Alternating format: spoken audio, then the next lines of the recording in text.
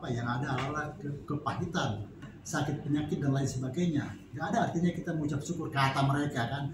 Tapi sebagai kita yang beriman, saudara kasih, yang kita umat-umat Tuhan yang sering gabung, mungkin bukan 1 hari 2 hari, bukan 1 minggu 2 minggu, bukan bulan, bahkan kita udah tahunan kita berkumpul.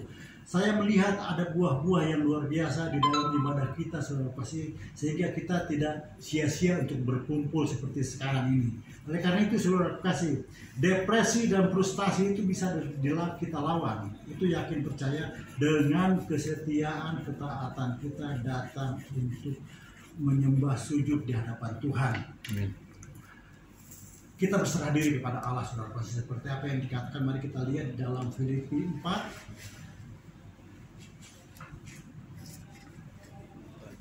Saya akan bacakan untuk kita semua. Filipi 4 ayat 6 dan 7, demikian firman Tuhan. Janganlah hendaknya kamu khawatir tentang apapun juga, tetapi nyatakanlah dalam segala hal keinginanmu kepada Allah dalam doa dan permohonan dengan ucapan syukur. Damai sejahtera Allah yang melampaui segala akal akan memelihara hati dan pikiranmu dalam Kristus Yesus. Amin. Puji Tuhan. Saudaraku kasih, artinya di sini di ayat 7 ditegaskan, damai sejahtera Allah yang melampaui segala akal akan memelihara hati dan pikiranmu dalam Kristus Yesus. Artinya, ketika kita gundah gulana, ketika kita merasakan resah yang luar biasa, ketika kita rasanya itu serba salah gitu, gini nggak enak, gitu nggak enak, aduh gimana saya ini, kan pernah kita merasakan gitu ya, bingung gitu ya. Tapi kalau langsung kita datang kepada Tuhan, yang ada kita dapatkan damai sejahtera. Semua yang kita rasakan awal-awal tadi yang tidak enak itu akan hilang, sudah pasti. Yakin percaya, asal kita memohonnya dengan ketulusan hati dan jangan ragu, saudara kasih. Saudara kasih di dalam Tuhan. Tadi dikatakan kita harus berserah diri. Kita kira harus menyerahkan seluruh aspek kehidupan kita kepada Tuhan supaya Tuhan mau memelihara kita. Dan firman Tuhan mengatakan, berserulah kepadaku supaya kita terlepas dari masalah, saudara kasih. Mari kita lihat di dalam Mazmur 50 ayat 15, demikian firman Tuhan. Berserulah kepadaku pada waktu kesesakan. Aku akan meluputkan engkau dan engkau akan memuliakan aku. Berserulah kepadaku pada waktu kesesakan. Mungkin ini nggak sulit untuk dimengerti ya, saudara kasih. Sering kan dalam situasi atau keadaan kita, karena kita dirundung satu masalah, rasanya itu kita serba salah, aduh mau gimana gitu ya. Kayaknya mumet, jalan keluar itu kayaknya nggak ada gitu ya.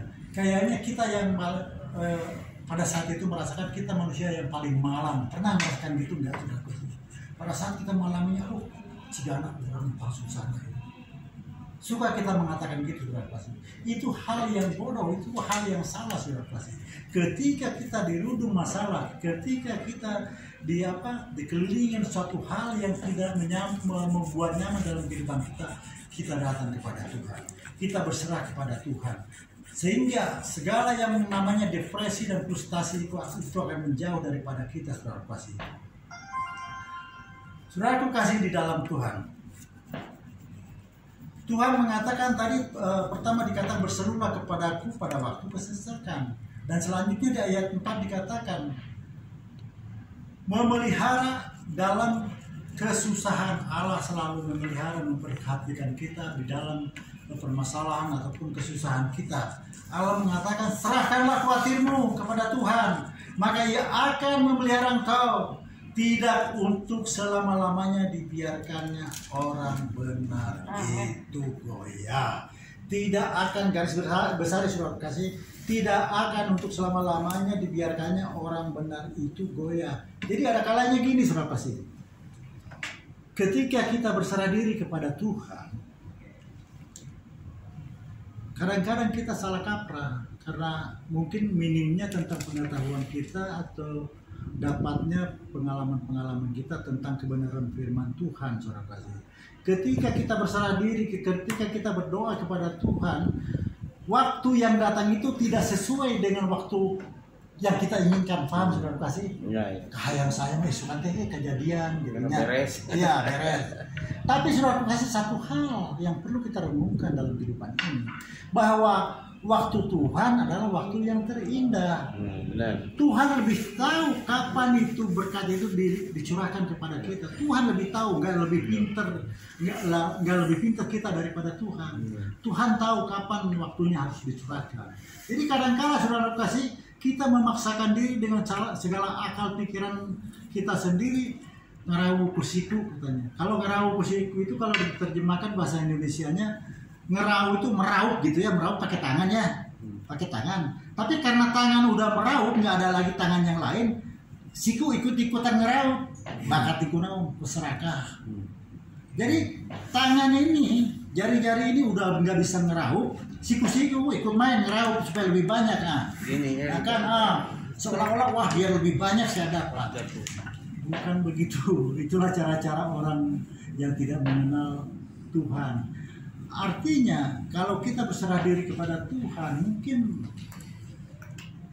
akan kita lihat, akan kita terima yang jauh dari pemikiran kita, saudara kasih. Seringkali apa yang tidak kita pikirkan dan memang kita butuh, Tuhan sediakan. Amin, saudara kasih. Tuhan sediakan. Jadi kita nggak usah takut, saudara kasih. Nggak usah takut. Allah adalah menguatkan yang berharap. Artinya, ketika kita berharap kepada Tuhan, ketika kita berharap kepada Allah, itu tidak sia-sia, saudara kasih. Walaupun ketika kita meminta nggak kunjung datang, seolah-olah jika Allah Tuhan nggak mendengar aku, kayaknya Tuhan nggak mau tahu dengan masalahku, kan gitu ya. Tapi sebenarnya Tuhan mau melihat kita. Ketika kita tunggu-tunggu belum datang-datang, Tuhan itu bukan nggak peduli. Tuhan mau melihat kita sampai di mana kesetiaan kita. Paham saudara kasih? Artinya bukan ngantep, bukan membiarkan. Tuhan tidak ningali, cing, ketika ke mana, kesabaran mana, kan gitu ya. Tapi kita lah saudara kasih. Karena buktinya Allah nggak pernah membiarkan. Di saat-saat tertentu apa yang kita minta terjadi.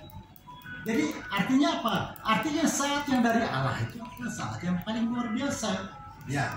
Karena mungkin kalau Allah menuruti waktu yang kita inginkan, seringkali kita salah gunakan. Ya. Mungkin untuk poya-poya. Ya. Betul.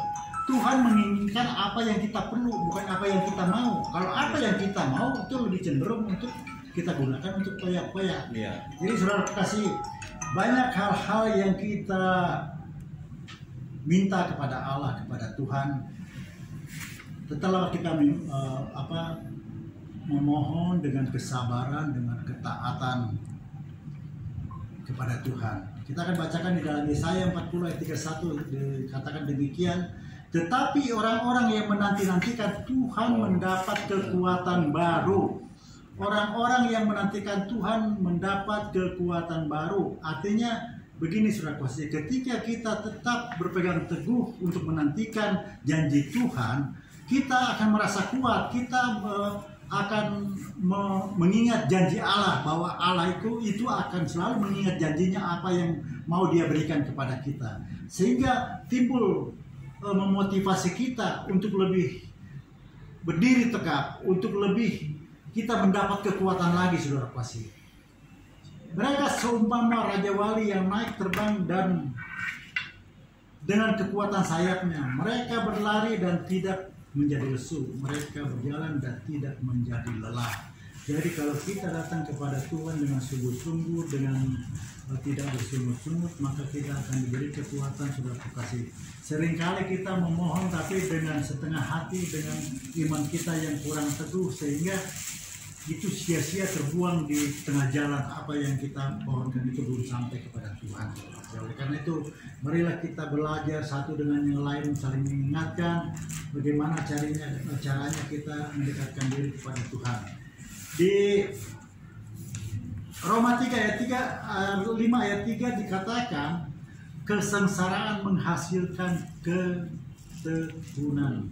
Saudara kasih, Kalau kita menyimak daripada kata sengsara, siapa yang mau datang kepada Tuhan, kan begitu ya. Artinya seseorang yang merasa dalam kesengsaraannya dikatakan menghasilkan ketekunan, dia tahu di dalam kesengsaraan dia bukan dibiarkan sama Tuhan. Di dalam kesengsaraan kita sedang menunggu waktunya Tuhan datang melawat di dalam kehidupan kita. Oleh karena itu saudara kasih, jangan kita mundur untuk datang kepada Tuhan. Sekalipun masalah datang silih berganti dalam kehidupan kita, tetap kita taat dan setia. Karena apa yang kita lakukan yang seperti dikatakan dalam 1 Korintus 15 ayat 58, jerih payah kita tidak sia-sia. Satu ayat lagi akan kita lihat saudara kasih. Ketabahan menghasilkan mahkota kehidupan. Ketabahan menghasilkan mahkota kehidupan. Artinya ketabahan, kesabaran, kesetiaan, ketaatan untuk menunggu janji Tuhan itu akan menghasilkan mahkota kehidupan. Kita akan baca di dalam Yakobus 1 ayat 12, demikian firman Tuhan. Berbahagialah orang yang bertahan dalam pencobaan. Sekali lagi, berbahagialah orang yang bertahan dalam pencobaan, sebab apabila ia sudah tahan uji, dikatakan ya, ia akan menerima mahkota kehidupan yang dijanjikan Allah kepada siapa yang mengasihi dia. Artinya kita akan tahan uji saudara kasih kalau kita tekun taat untuk selalu mengucap syukur, selalu memohon kepada Allah apapun yang menjadi pergumulan di dalam kehidupan kita. Saudara kasih, kiranya renungan ini biarpun tidak saya perpanjang, kiranya boleh menjadi rema kekuatan dalam kehidupan kita. Mari kita berdoa saudara kasih. Ya Allah Bapa Tuhan kami, terima kasih ya Tuhan atas firman-Mu. Melalui firman-Mu kami boleh dibangun, kami boleh dikuatkan ya Tuhan. Kiranya firman-Mu boleh menjadi suluh di tengah kehidupan kami, di dalam perjalanan kami ya Tuhan. Menjadi tolok ukur kemanapun kami melangkah, kami hanya selalu berdasarkan firman-Mu saja yang kami lakukan ya Tuhan. Berikan kami hikmat marifat-Mu ya Tuhan kepada kami, agar kami lebih pasti lagi melangkah ke depannya Tuhan. Begitupun hamba yang sudah berhenti berkata-kata, tapi firman-Mu bekerja hidup di dalam kehidupan kami pribadi lepas pribadi sampai di akhir kehidupan kami. Terima kasih Allah Bapa, terpujilah nama-Mu, ditinggikan nama-Mu, atas nama anak Yesus Kristus Tuhan kami. Haleluya. Amin. Amin. Haleluya.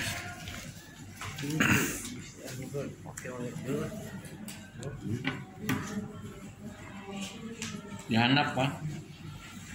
Dihanap, nggak bisa. Itu salah. Di apa? Didorong ke kiri ke kanan. Ya. Ya. Si Bapak. Puji Tuhan. Ya, karena tidak biasa kan. Demikian. Amin.